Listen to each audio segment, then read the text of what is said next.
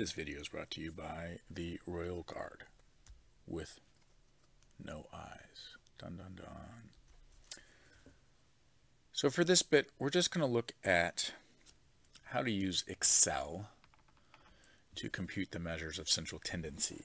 Remember that what we mean by, or another word for these measures of central tendency, is the word average or center. And the measurements that we have that we're looking for, we want you to calculate the mean, the median, the mode, and the mid-range. And we did all of these in Desmos in the videos before, but now we're going to repeat this in Excel. So I have these values typed in Excel already. The year is just associating which year goes with each of these numbers. And this data set happens to be the number of death row inmates that were exonerated and freed back in 2003. So there were 12 death row inmates that were freed. And then in 2004, there were 6, and so on and so forth. So we want to calculate these 4 measurements of average. The next page of your textbook gives you all of the things you can do, but I'm gonna show it in Excel for us, so you don't have to read. You can also read to refer back to it. So here I've got the data listed in columns. We could also list it in rows. It doesn't particularly matter which way you do it. And I'm just going to label here the 4 measurements that I'm finding. So mean, median, mid-range, and mode. Let's make these bigger. Okay. Recall from Unit 1 project, in order to program in a formula, we hit the equal sign. And for the mean, the word we use, or the word Excel uses, is average. So you type average, you do parentheses, you select the cells for which you want Excel to calculate the average, and there is your average. Let's make this all 18. So we're looking at 3.97 or 3.9375 inmates per year, basically the average number of inmates over this time, or the mean number was 3.9375. Let's find the median. The median is literally just the word median, so that's kind of nice. It matches. And we're going to select, again, all of the cells that contain the numbers we want to find the median for. Hit enter. Notice the median is 3.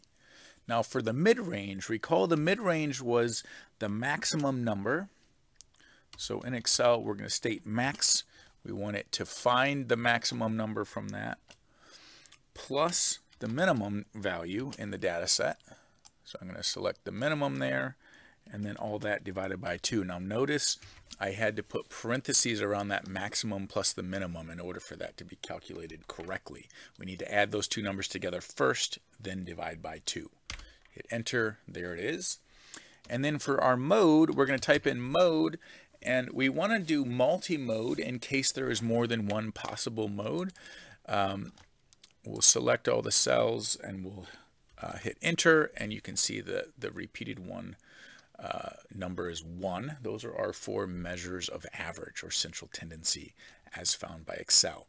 Just a note here, if there are multiple modes, like several numbers repeated the same amount of time, if you don't have a space below here for the mode to be written out, because it writes them in a column, it will report an error.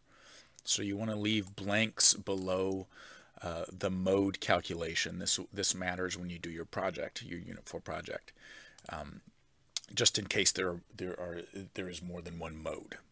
Okay, so this is how you would find it in Excel. If we were to report the average, the correct measure of average for this data set, or the best measure of average is what we should say. Let's take a look at this. Remember, what we're looking for is, it's a choice between the mean and the median, and we want to decide, do we think that there are outliers in the data set? Well, 12 is the maximum, 0 is the minimum. So maybe 12 is an outlier, or maybe 0 is an outlier, but really if you look at all the rest, they're all fairly close together. So I might think that neither 12 nor 0 is an outlier, and therefore I would say the mean is the best measure of average, because there are no outliers in the data set. If you felt like 12 and 0 were outliers, then you would say median is the best measure of average because there's outliers in the data set. If that feels not very good to you, I agree. We would teach you better ways to determine outliers, but that's because there are ways to have a more robust conversation about outliers to determine, is this actually an outlier relative to all the other data values. But that's outside the scope of this class. We're more wanting you to have just the basic idea of what the measurement of averages talks about, and that the mean and the median are the two best measures of average, and that you're looking for outliers and kind of what that represents.